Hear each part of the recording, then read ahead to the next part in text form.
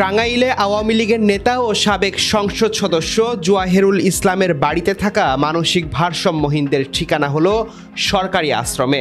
অপরদিকে বাড়ি দখলকারী সমন্বয়ক মারিয়াম মুকাদ্দাস মিষ্টিকে গ্রেফতার করেছে পুলিশ। রোববার রাত 12টার দিকে টাঙ্গাইল শহর থেকে বাড়ি দখল, ভাঙচুর ও চাঁদাবাজির মামলায় সেই নারী সমন্বয়ক মারিয়াম মুকাদ্দাস মিষ্টিকে গ্রেফতার করা হয়। মিষ্টি বাসাইল উপজেলার যোশীহাটি গ্রামের শাহ আলমের স্ত্রী। এ ঘটনায় এদিন রাতে সাবেক এমপির স্ত্রী রওশন আরা খান বাদী হয়ে টাঙ্গাইল সদর থানায় মামলা দায়ের করেন। মামলায় মিষ্টিকে 1 নম্বর আসামি ও অজ্ঞাত আরও 8 থেকে 9 জনকে আসামি করা হয়।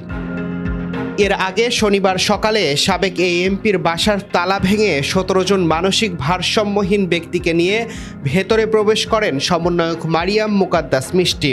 সেখানে তিনি মানসিক ভারসাম্যহীনদের জন্য আশ্রম বানানোর ঘোষণা দেন। বিষয়টি ছড়িয়ে পড়লে জেলা জুড়ে ব্যাপক আলোচনা ও সমালোচনার সৃষ্টি হয়। এতে নড়েচড়ে বসে প্রশাসন। রাত 10টার দিকে যৌথ বাহিনী অভিযান পরিচালনা করে বাড়িটি দখলমুক্ত করে। পরে সেখানে থাকা ভারসাম্যহীন 17 জনকে ময়মনসিংহ ও গাজীপুরের সরকারি আশ্রমে পাঠানো হয়।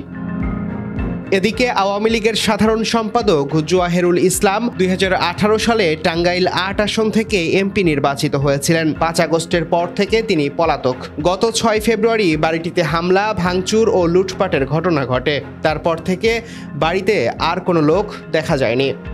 Tarique Rahman, news now 24।